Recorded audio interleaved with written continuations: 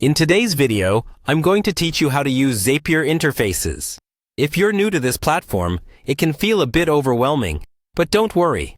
I'll guide you through it step by step. First, let's get started by heading over to Zapier's website. You can do this by opening your web browser and typing in zapier.com. This is where you'll access all of the amazing automation tools Zapier has to offer.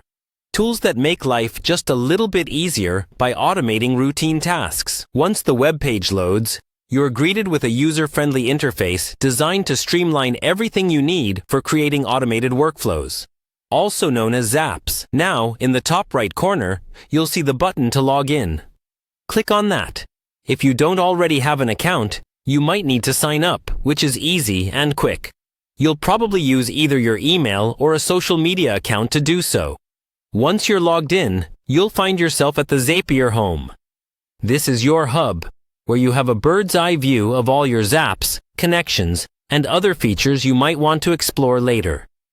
From here, you'll want to navigate to the App Connections section. You'll find this option usually listed on the side menu.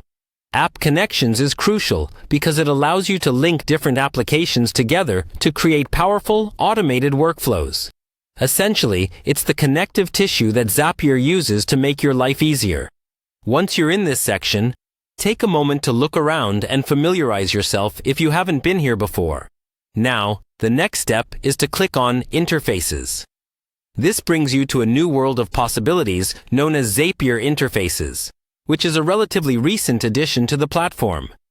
Interfaces are designed to make it easier to manage and interact with your Zaps through customizable front-end designs.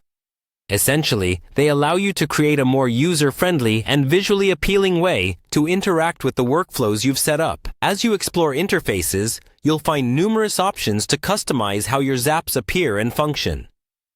You can tweak settings to better fit your specific workflow requirements, whether that means adjusting data inputs or altering how information is displayed. It's all about tailoring the platform to suit your needs best.